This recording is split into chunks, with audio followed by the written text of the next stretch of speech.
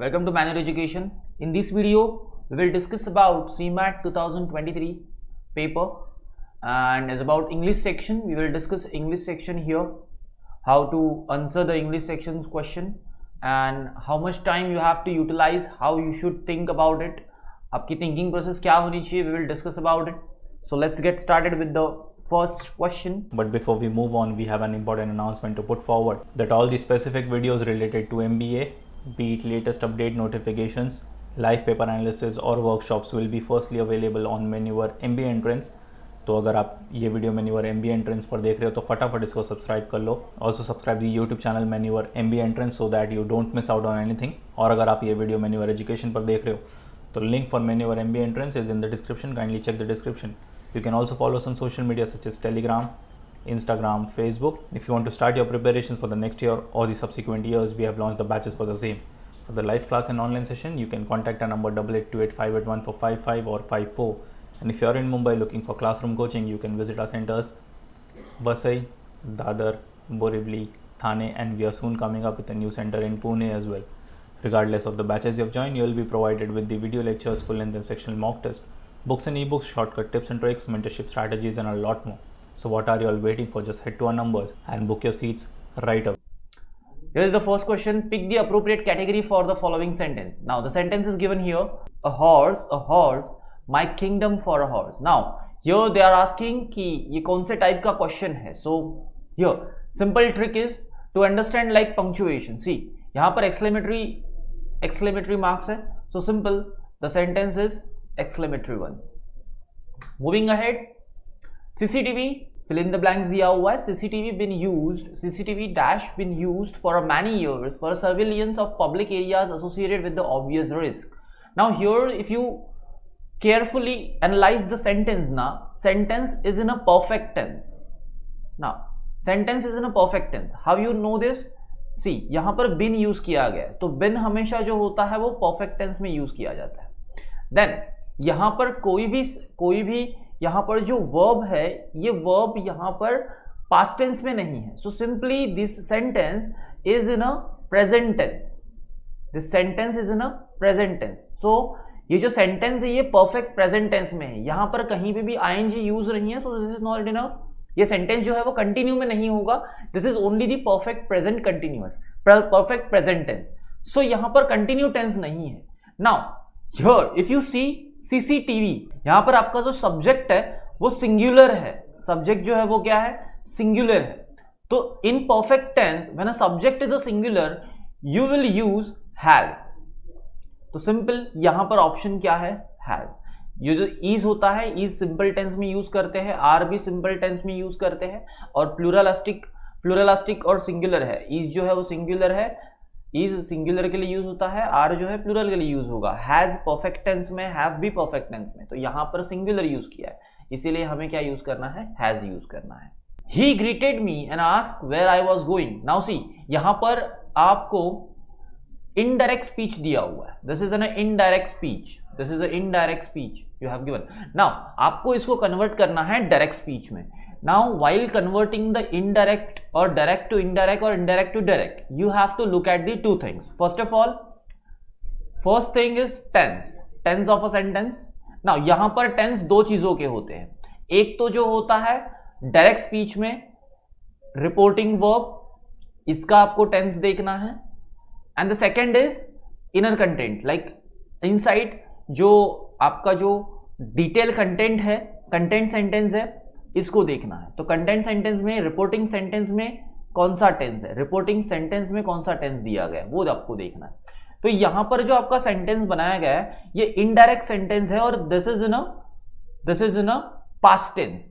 So of course see जब भी direct speech में से इनडायरेक्ट स्पीच में कभी भी कोई सेंटेंस कन्वर्ट होता है तो जो रिपोर्टिंग वर्ब का टेंस होगा उसमें हम रिपोर्टिंग सेंटेंस का टेंस कन्वर्ट करते हैं. जो रिपोर्टिंग वर्ब का टेंस है, see if a reporting tense is in a present tense so sentence will be in a present tense. वो कन्वर्जन के बाद भी, मतलब आप जब इनडायरेक्ट स्पीच में कन्वर्ट करोगे तभी वो प्रेजेंट टेंस में रहेगा.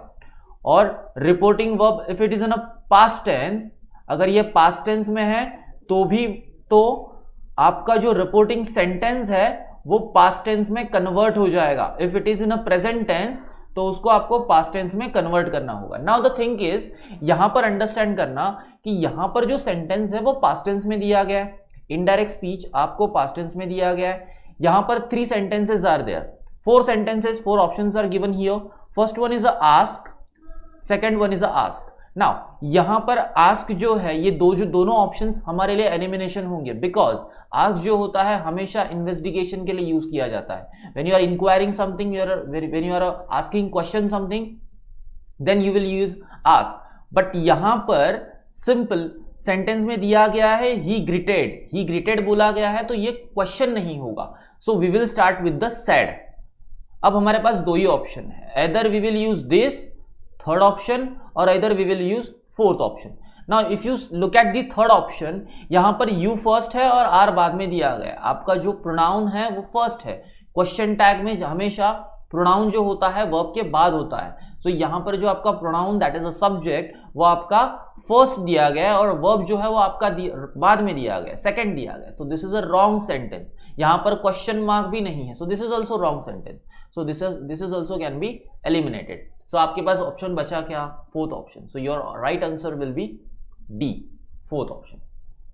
Moving ahead, choose the appropriate question to follow the statement given and below. Now statement given below क्या है? Yes it does. Now options क्या दिए हैं देखो, यहां पर ये सारे क्वेश्चन मार्क वाले sentences है, question tag sentences. Now all these are question tag. So what simply is here कि आपको ये simple sentence question tag में ट्रांसफर करना है, question tag में ट्रांसफर करना है। जब भी क्वेश्चन टैग में हमें ट्रांसफर करना होता है हम क्या करते हैं? Simple we will replace subject and verb की प्लेसेस। सब्जेक्ट जो फर्स्ट होगा वो सेकंड हो जाएगा और वर्ब जो सेकंड होगा वो फर्स्ट हो जाएगा। Now here the thing is, आपको वर्ब में कोई चेंजेस नहीं करने हैं। जो वर्ब दिया गया है वो वैसे के वैसे रखना है। सिंपली आपको वर्ब को फर्स्ट करना है, सब्जेक्ट को सेकंड कर देना है।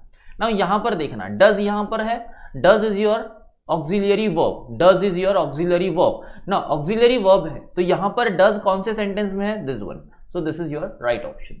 यहां पर देखना इट जो है वो सेकंड किया गया, it is your subject, does is your verb. So यहां पर हमेशा क्वेश्चन टैग जब भी होगा आपका वर्ब सेकंड होगा एंड आपका सब्जेक्ट फर्स्ट होगा। Now this is a fill up. A person who does not eat any animal product is called as, now see here, herbivore, vegetarian, vegan and veggie. Simple, जो person animal product नहीं खाता उसे हम वेगान कहते हैं, उसे हम क्या कहते हैं? Vegan. Ghana is a sea port in a gulf at a Guinea. Now simple understand करो, यहां पे एट अ गुएना बोला गया।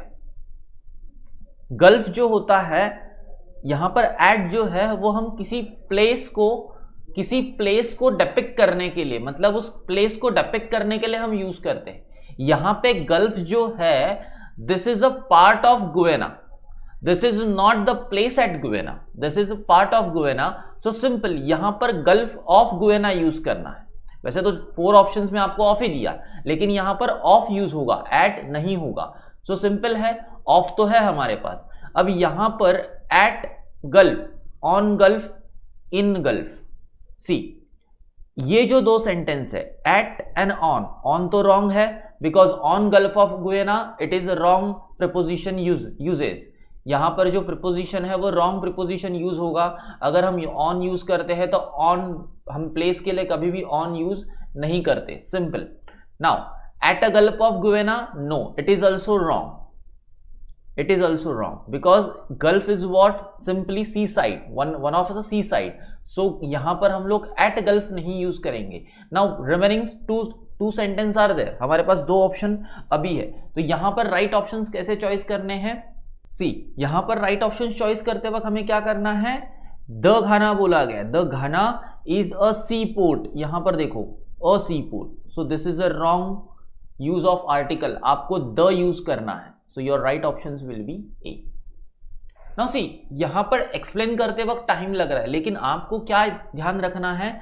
That is a thought process. आपको थॉट प्रोसेस पे ध्यान देना है। How we could find out the right answers, हम राइट आंसर्स को कैसे ढूंढ सकते हैं, तो हमारी थिंकिंग प्रोसेस जो है वो एट अ राइट पॉइंट हमें ध्यान देना है। यहां पर क्या क्या ध्यान देना था, सिंपल आपको जो ये प्रीपोजिशन है उस प्रीपोजिशन पे ध्यान देना है एंड दी आर्टिकल जो राइट वन है उसके ऊपर ध्यान दोगे, आपका आंसर्स क्विकली आपको फाइंड आउट कर सकते हो। Now 7th, pick the correct order of sentence to the form comprehensive paragraph. Now this is like a para jumble. Now see यहाँ पर 4 questions दिए गए। A cat does not seem to be capable of personal devotion of often shown by a dog.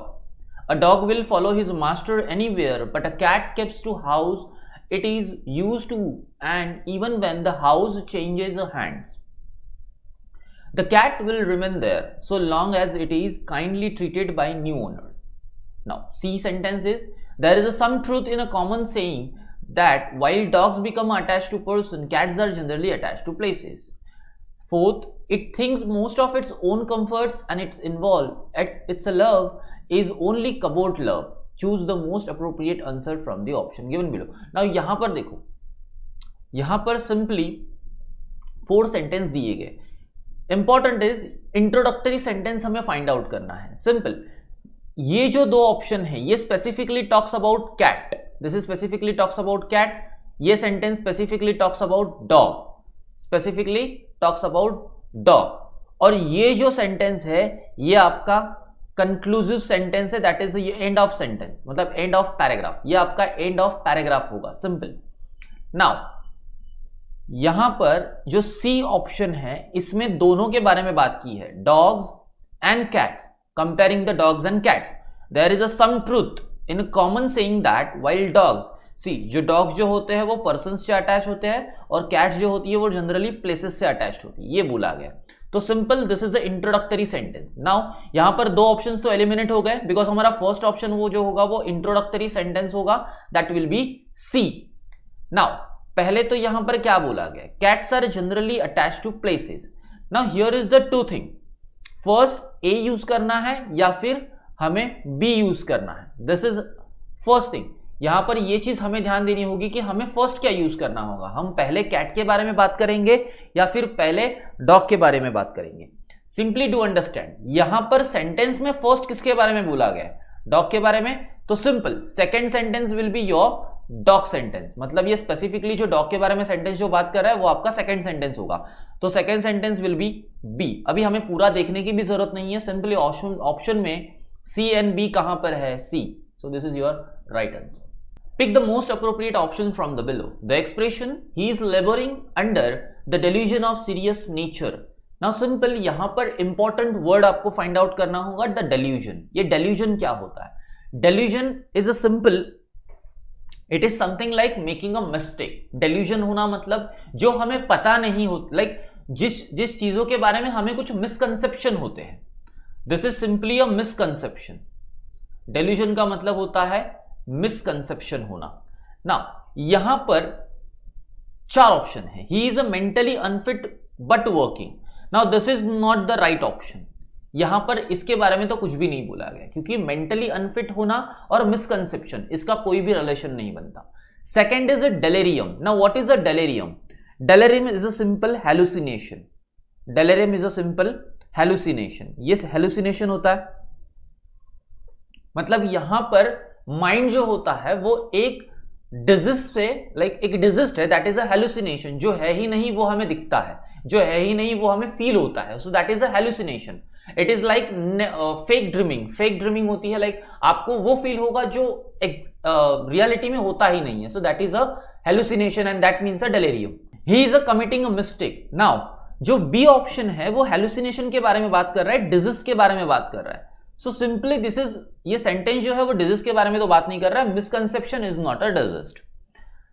He is a seriously ill, again अगर disease नहीं है तो seriously ill कैसे हो सकता है, simple D is also eliminate. Now committing a mistake, now see misconception से हम मिस्टेक जरूर कर सकते हैं, बिकॉज अगर किसी चीज के बारे में हमें मिसकंसेप्शन है तो हमें रॉन्ग इंफॉर्मेशन पता है, और अगर रॉन्ग इंफॉर्मेशन पता है देन इट इज ऑब्वियस कि you will do mistake. So simple, your answer will be what? He is a committing mistake, a laboring under a delusion of serious nature. Moving ahead, choose the most appropriate option to correct the given sentence. Radha is as cleverer as Sudha. Now simple, यहां पर as ये form किस type का है? As, adjective, as, इस type का ये form है, ये कंपैरेटिव फॉर्म है। तो यहां पर हमें कैसे यूज करना है? एज, और जो एडजेक्टिव फॉर्म होगा उस एडजेक्टिव फॉर्म में हमें कभी भी ये जो फर्स्ट स्टेज होती है, एडजेक्टिव की जो फर्स्ट स्टेज है, फर्स्ट टाइप है, वो हमें यूज करना है। That is a clever, normal adjective clever, clever, cleverer and cleverest. So second form यहां पर यूज किया गया है, यहां पर सेकेंड फॉर्म यूज किया गया है। So this is a wrong sentence. तो हमें क्या चेंज करना है? क्लेवर होना चाहिए यहां पर। सो सी, यहां पर क्लेवर कहां पर है? ओके, यहां पर क्लेवर है, यहां पर भी क्लेवर है और यहां पर क्लेवरर दिया। तो ये सेंटेंस तो रॉन्ग हुआ क्योंकि अगेन यहां पे क्लेवरर यूज किया गया, तो ये सेंटेंस फॉर्मेशन ही रॉन्ग है। That means A is a wrong. Now second, C भी चेक कर लो। Radha and Sudha are both cleverer. No, it is wrong because हमें एज चाहिए, तो एज इसमें है ही नहीं, तो ये तो रॉन्ग है। Sudha is a much more cleverer than a Radha. No, this is also wrong because यहां पर दैन का फॉर्मेशन है, हमें दैन का फॉर्मेशन यूज नहीं करना है। हमें क्या यूज करना है? Simple B. 10th, नाउ यहां पर आपको एक पैराग्राफ दिया गया है और पैराग्राफ के ऊपर आपको क्वेश्चंस पूछे गए। Now instruction is what? The paragraph is Gandhi's greatest challenge was a post-truth. The Indian social universe was overflowing with the ways of living established by powerful that inevitable oppressed the powerless. In order to tackle his inequality, Gandhi changed the understanding of truth that powerful had inherited and internalized. He dislodged the truth from its long-held theological location of an ultimate divine compassion. Only goodness mattered. If that quality could be inculcated, truth would take care of itself. Now see, यहां पर जो paragraph है, ये paragraph क्या बता रहा है? Simple, Gandhi greatest challenge was a post truth. The Indian social universe was overflowing with the ways of living. Overflowing with the ways of living मतलब जो रहने का तरीका है उससे ओवरफ्लोइंग था. अब क्या ओवरफ्लोइंग था वो देखते हैं. Established bye powerful that inevitably operates the powerless. जो पावरफुल है वो हमेशा पावरलेस को डोमिनेट करेगा या फिर ऑप्रेस्ड कर देगा. मतलब पावरफुल हमेशा डोमिनेंट होगा और पावरलेस हमेशा ऑप्रेस्ड होगा. In order to tackle this inequality, ये जो इनइक्वालिटी है ना पावरफुल एंड पावरलेस में, कि ये पावरफुल हमेशा डोमिनेंट में रहेगा और पावरलेस हमेशा ऑप्रेस्ड रहेगा, तो ये जो इनइक्वालिटी है उसे खत्म करने के लिए या फिर उसे टैकल करने के लिए गांधी जी ने क्या किया. Gandhi change the understanding of truth. उन्होंने अंडरस्टैंडिंग ऑफ ट्रुथ मतलब ट्रुथ का जो अंडरस्टैंडिंग है, मीनिंग है, उसको ही बदल दिया. That the powerful had inherited and internalised. Now powerful मतलब क्या? Powerful had inherited and internalised मतलब क्या? So power is an inherited criteria, like powerful person have been inherited all these things, like उसको जो पावर मिली है that is inherited. नहीं, ऐसा नहीं है. So simple. He dislodged truth from its long held, मतलब जो ट्रुथ पहले से चलता आ रहा था, पोस्ट ट्रुथ जो चलता आ रहा था, उसको ही उन्होंने डिसलॉज कर दिया. Theological location of ultimate divine compassion.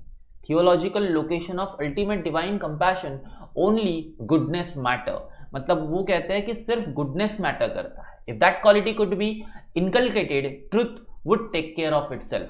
मतलब अगर आप में गुडनेस है तो ट्रुथ जो है वो खुद ही दिखाई देगा या फिर ट्रुथ जो है वो खुद ही एक्सप्रेस होगा. Now given below are two sentences. One is labelled as assertion A and reason are.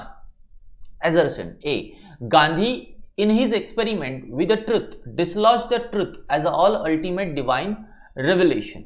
Now यहां पर क्या बोल रहे हैं? Gandhi in his experiment with the truth मतलब जो एक्सपेरिमेंट किया ट्रुथ के साथ, जो ट्रुथ के ऊपर उन्होंने जो एक्सपेरिमेंट किया, what he did dislodged the truth as all ultimate divine revelation.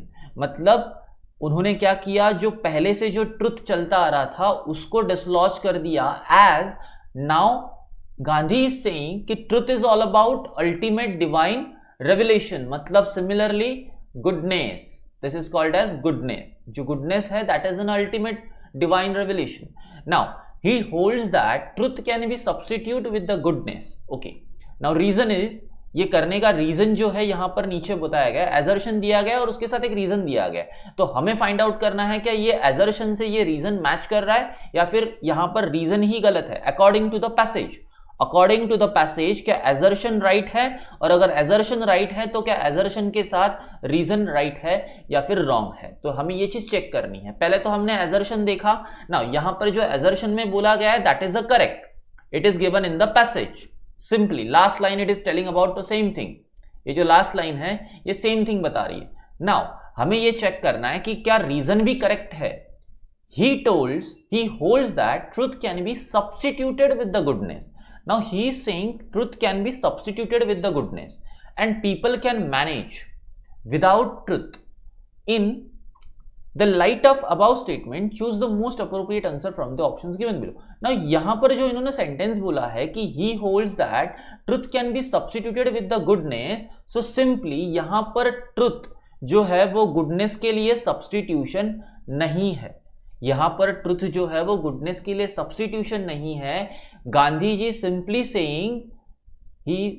Saying कि ट्रुथ को रिप्लेस करना है गुडनेस से, ट्रुथ को रिप्लेस करना है गुडनेस से। नाउ ये कहां पता चलेगा, see truth would take care of itself. Simply आपको क्या करना है, गुडनेस को फॉलो करना है, truth will take care of itself. तो ट्रुथ को इन्होंने क्या किया, गुडनेस से रिप्लेस कर दिया। गांधी जी ने क्या बोला कि ट्रुथ को गुडनेस से ही रिप्लेस कर दो, सिंपल आप गुडनेस दिखाओ, truth will take care of itself. तो यहां पर जो इन्होंने बोला है substitute, this is a wrong. So ये रीजन जो है वो इनकरेक्ट है। वो जो रीजन दिया गया है अकॉर्डिंग टू द पैसेज, ये असर्शन के लिए ये रीजन जो है वो इनकरेक्ट है। तो हमारे ऑप्शन में ये कहां पर है, see, A is a correct but the R is not correct. Now moving ahead, which of the following notions is compatible with the Gandhi's idea of a truth? Now यहां पर दो चीजें दी गई है। यहां पर आपको पूछा गया है कि कौन से वो नोशंस है जो गांधी जी के आइडिया के, जो गांधी जी की आइडिया है, आइडिया ऑफ अ ट्रुथ है, उससे कंपैटिबल है।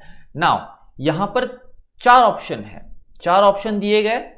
ये चार ऑप्शंस में से ऐसे कौन से ऑप्शंस है जो कि गांधी जी की आइडिया ऑफ अ ट्रुथ से मैच करते हैं या फिर कंपैटिबल है।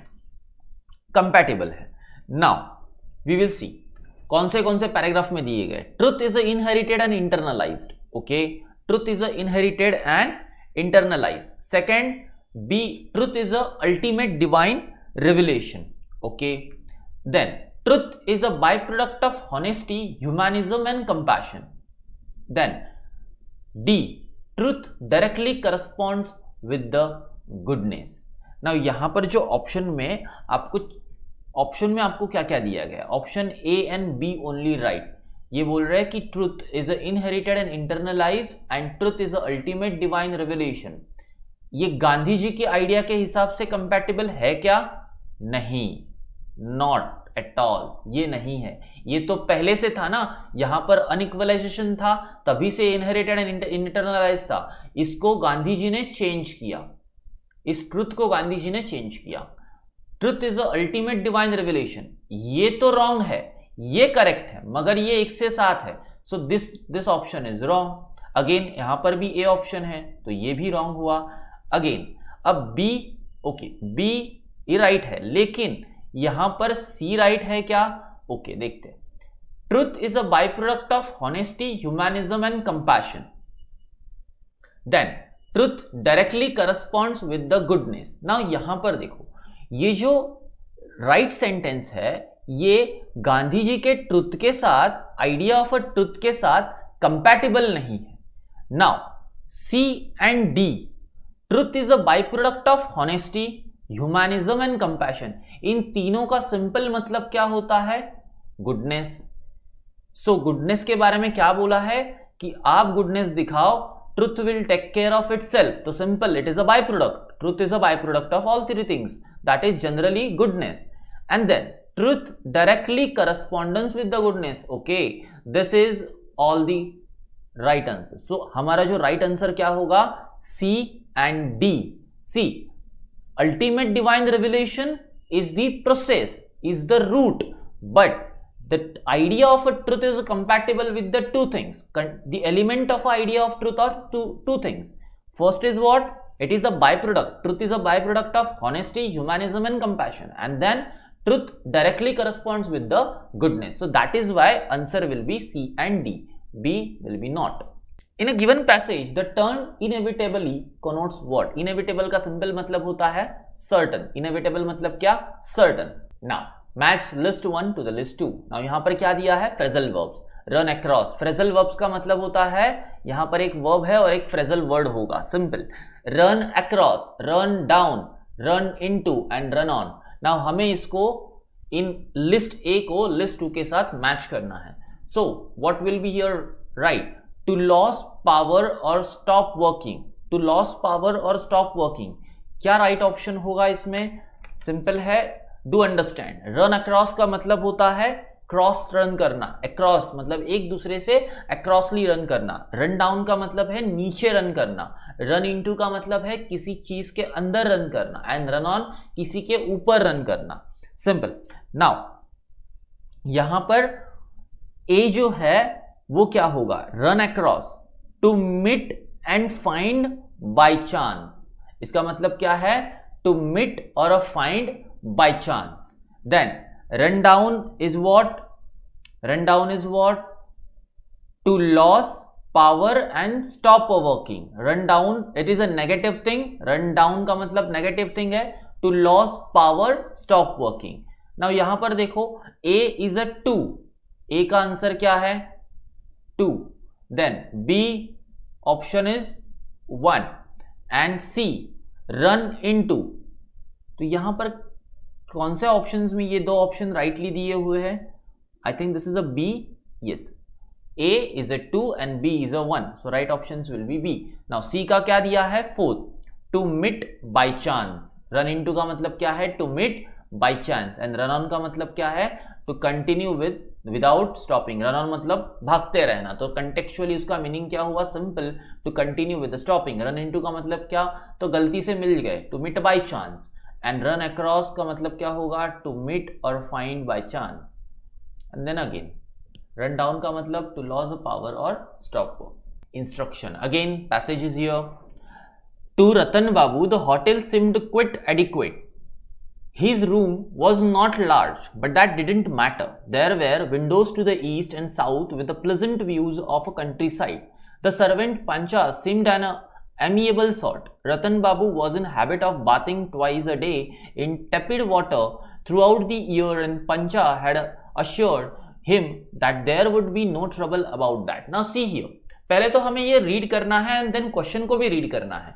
In a given passage the phrase tepid water means what? Now simple. देखो अभी इसको अंडरस्टैंड करने में ज्यादा अगर टाइम वेस्ट करोगे, वेस्ट ऑफ टाइम होगा. सिंपल. तो इसको समझने में ज्यादा वेस्ट ऑफ टाइम मत करना. पहले तो क्वेश्चन रीड कर लो कि क्वेश्चन क्या पूछा है. तो जितना रिक्वायर है वही हमें अंडरस्टैंड करना होगा. तो यहां पे सिंपल पूछा है कि टेपिड वाटर का मतलब क्या होता है. टेपिड वाटर का सिंपल मतलब होता है look and warm water. Simply. Pick the appropriate meaning of expression. Modus operandi. Modus operandi में यहां पर ऑपरेंडी का मतलब होता है ऑपरेशन या फिर operate. Simply operate. And modus का मतलब होता है it's a mode or a manner. It's a mode or a manner. So simple. यहां पर manner and operate का कहां पर context है? Simple. manner. Traveling का मतलब wrong होता है. Traveling मतलब operandi नहीं. Presentation का भी मतलब operandi नहीं. Surgery का मतलब भी operandi नहीं होता. तो simple manner of doing things. That is a right answer. Move. The expression well done means what? Now यहां पर 4 ऑप्शंस है हमारे पास और नीचे भी 4 ऑप्शंस दिए गए. हमें इनमें से राइट ऑप्शन चॉइस करना है कि कौन से इसमें से राइट इसके लिए राइट है, वेल डन के लिए राइट है. सी यहां पर वेल डन बोला गया है, एक्सक्लेमेशन मार्क के साथ है. So simple. It is a present tense. ये प्रेजेंट टेंस में होगा, ये फ्यूचर टेंस में तो नहीं होगा. तो यहां पर 2 सेंटेंस फ्यूचर टेंस में बी एंड डी, तो ये तो नहीं होगा. तो right answer will be what?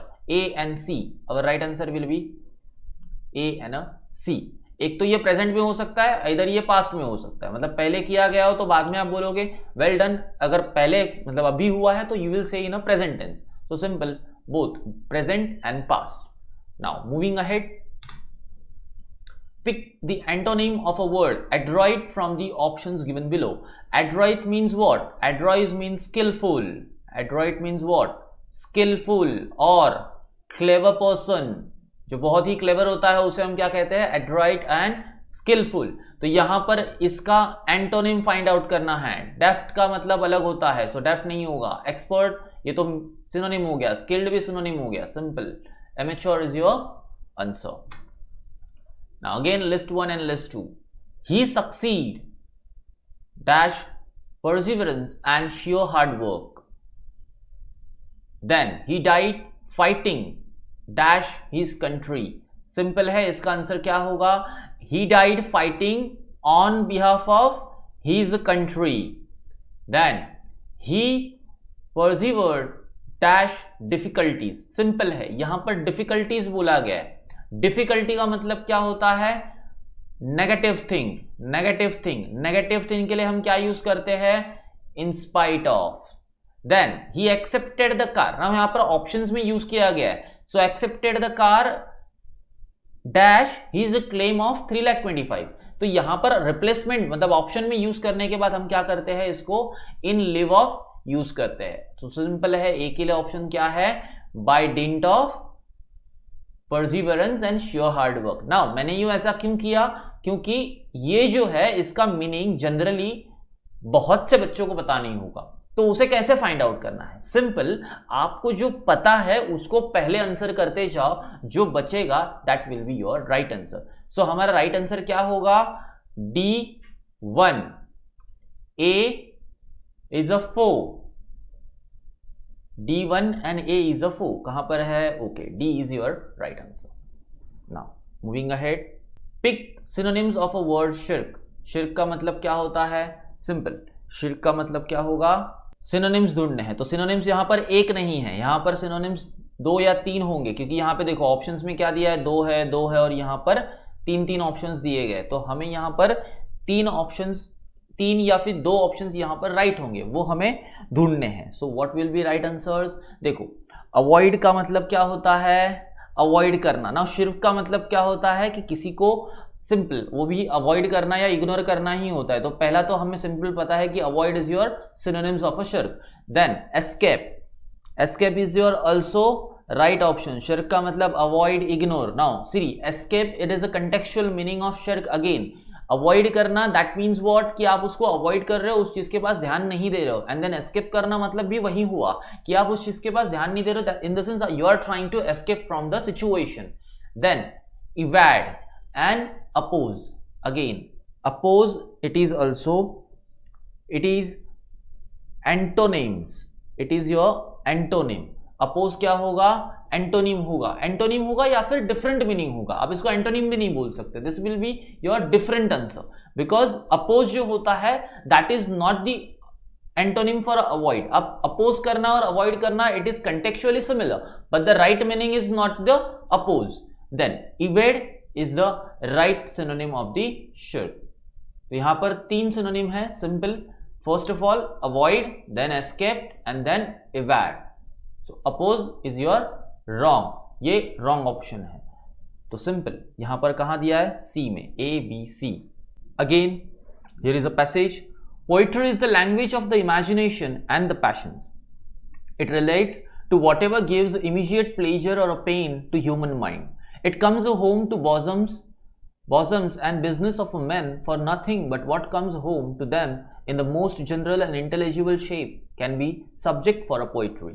Poetry is a universal language which the health holds with the nature and itself. He who has contempt for a poetry cannot have much respect for himself, for anything else or for anything else. Wherever there is a sense of beauty or harmony, as in a motion of a wave of a sea, in a growth of a flower, there is a poetry in its birth. Now पहले तो हम question read करते हैं. Which of the following expression do I correspond with the given passage? First one, poetry ensures for immediate pleasure and pain experienced by the creative mind. Now simply do understand, ये line तो पहले ही बोली गई है. Pleasure and pain, यहाँ पर line दी गई है. It relates whatever gives a immediate pleasure or a pain to the human mind. So simple, this is a given in a passage, so this is a corresponding to the passage. Again Now, second, it revolves around the general and intelligible feelings of the people. Okay, now we will see here. It revolves around general and intelligible feelings of the people. यहाँ पर ये भी बोला गया है, general and intelligible shape can be subject for the poetry. See, ये जो shape है ना, यहाँ पर इसका contextual meaning ये होता है कि simple feelings. क्योंकि यहाँ पे पहले लाइन देखो क्या बोली गई, it comes home to bosoms and business of a man for nothing, but what comes home to them in the most general and intelligible shape can be subject for the poetry. मतलब जो यहाँ पर simply contextual understanding क्या है कि situations के हिसाब से लोगों को जो फील होता है, जो पीपल को फील होता है, उस फीलिंग को यहाँ पर शेप बोला गया. तो simple, it revolves around the general and intelligible feelings of the people. Poem जो होती है वो सिंपली क्या करती है, it is revolves around the feelings of the people. Then a contempt for poetry and self respect are mutually compatible. Now यहां पर ये जो सेंटेंस है ये रॉन्ग है, क्योंकि यहां पर सीधा सीधा बोला गया है contempt for a poetry can not have a much respect for himself. मतलब अगर किसी पर्सन को कंटेम्प्ट पोएट्री से अगर लगाव नहीं है, अगर उसको पोएट्री अच्छी नहीं लगती, so he can not have a much respect for himself. और यहां पर तो उसका उल्टा बोला गया, मतलब यहां पर अपोजिट बोला गया, आर म्यूचुअली कंपैटिबल. तो ये ऑप्शन तो एलिमिनेट हो गया. Then it unavoidably relates to mankind's sense of beauty, power and harmony. See, this is also given in the passage. Wherever there is a sense of beauty, harmony, as in the motion of a wave of the sea, in the growth of a flower, there is a poetry in its birth. So simple है, it is unavoidable related to mankind's sense of beauty, power and harmony. तो जहां पर भी beauty और harmony and power दिखाई देती है, वहां पर पोएट्री बर्थ लेती है. मतलब वहां पर पोएट्री का क्रिएशन होना पॉसिबल है. सो डी. सो यहां पर क्या क्या ऑप्शन है, A, B and D. So your right answer will be B.